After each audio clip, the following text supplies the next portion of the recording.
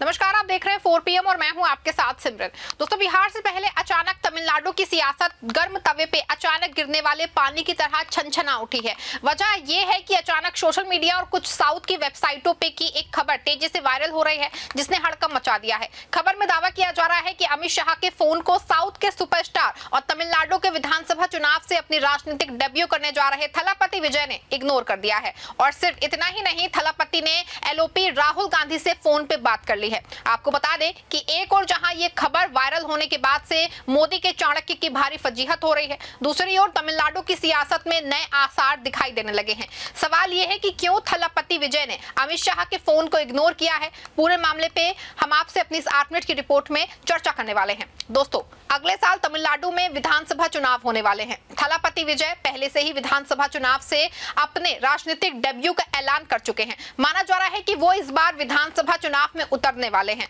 आपको बता दें कि बीजेपी तमिलनाडु के लिए पिछले कई सालों से मेहनत कर रही है। यहाँ की स्टालिन सरकार से बीजेपी के 36 का जो आंकड़ा है वो किसी से छिपा तो है नहीं। बीजेपी और संघ जहां पांव जमाने के लिए पूरी तरह से बेताब है। यही वजह है कि पिछले एक साल में कई बार अमित शाह और खुद पीएम मोदी तमिलनाडु का दौरा कर चुके हैं। यहां तक कि उपराष्ट्रपति के चुनाव में सीपी राधाकृष्णन को इसी वजह से उम्मीदवार बनाया गया था और अब वो देश के दूसरे संवैधानिक पद पे हैं। लेकिन इसके बाद भी तमिलनाडु में बीजेपी की राह आसान नहीं है। ऐसे में पीएम मोदी और उनके चाणक्य जी नजर वहां के गठबंधन पे है और ऐसे में विजय थलापति का डेब्यू और उनकी लोकप्रियता किसी से छिपी नहीं है। लेकिन इस बीच एक बड़ी खबर निकल के सामने आई है। खबर देखिए, दक्षिण की अंग्रेजी वाली वेबसाइटों ने इस खबर को बड़े ही धमाकेदार अंदाज में छापा है।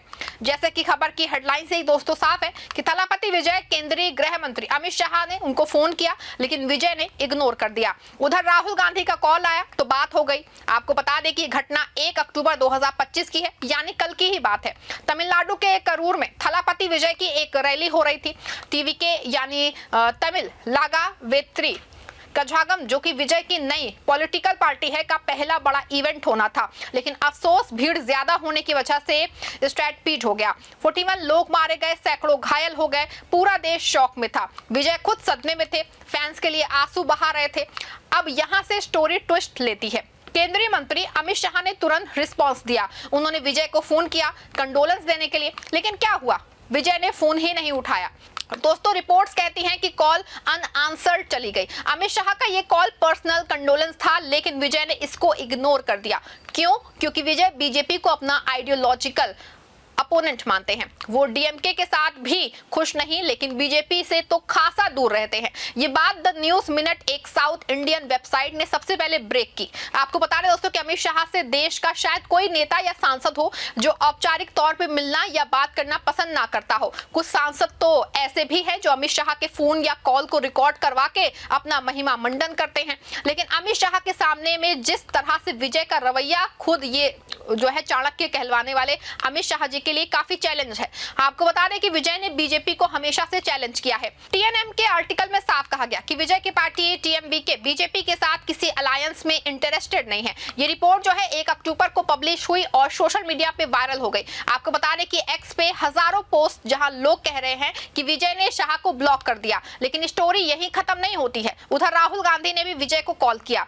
लीडर ऑफ ओपोजिशन राहुल ने डायरेक्ट बात की, कंडोलेंस दिए, सपोर्ट ऑफर किया। सोर्सेस कहते हैं कि कॉल पर्सनल था, पॉलिटिकल नहीं था। लेकिन देखो दोस्तों, राहुल का कॉल कनेक्ट हो गया, शाह का नहीं हुआ। इसका दिल्ली की राजनीति पे क्या असर होगा आप समझ ही सकते हैं, क्योंकि बिहार से पहले ही बीजेपी और उनके चाणक्य जी को तमिलनाडु में जोर का झटका लग गया है। बता दें आपको कि थलापति विजय कोई नया नाम नहीं है पॉलिटिक्स में। 2024 के लोकसभा इलेक्शन से पहले ही उन्होंने टीवी के लॉन्च की। उनका मेन एजेंडा है तमिलनाडु की कल्चर प्रोटेक्ट करना, डीएमके की करप्शन के खिलाफ उनको लड़ना है और बीजेपी जैसी नॉर्थ इंडियन पार्टियों से दूरी।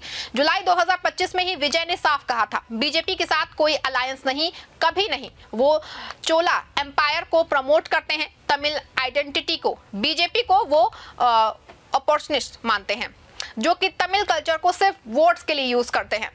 टीएमएन की रिपोर्ट में भी ये ही हाईलाइट किया गया है कि विजय बीजेपी को आइडियोलॉजिकल दुश्मन मानते हैं। शाह का फोन आया लेकिन विजय ने सोचा ये पॉलिटिसाइज करने की कोशिश है। स्टैम्पीड के बाद बीजेपी करूर को अपने फेवर में टर्न करना चाहती थी, लेकिन विजय ने नो एंट्री साइन लगा दिया है। साउथ की ये वेबसाइट ने ना सिर्फ फैक्ट्स दिए हैं बल्कि विजय के पुराने स्टेटमेंट भी कोट किए हैं। जैसे कि मार्च 2025 में विजय ने सीमैन को इनवाइट करने पे गुस्सा जताया था क्योंकि वो पेरियार का जो है डिसरिस्पेक्ट करते थे। आपको बता रहे दोस्तों कि तमिलनाडु में बीजेपी की क्या हालत है, ये किसी से ढका या छिपा नहीं है। 2024 इलेक्शन में बीजेपी को बस 2 सीटें मिली थी। विजय जैसे लोकल हीरो ने एक कॉल से उनकी सारी पॉलिटिक्स उड़ा के रख दी है। शाह का ये जो इग्नोर होना उनके लिए पर्सनल इंसल्ट है। वो तो दुनिया भर में मोदी जी को प्रमोट करते घूमते हैं, लेकिन यहाँ एक एक्टर ने उनकी बैंड बचा दी है।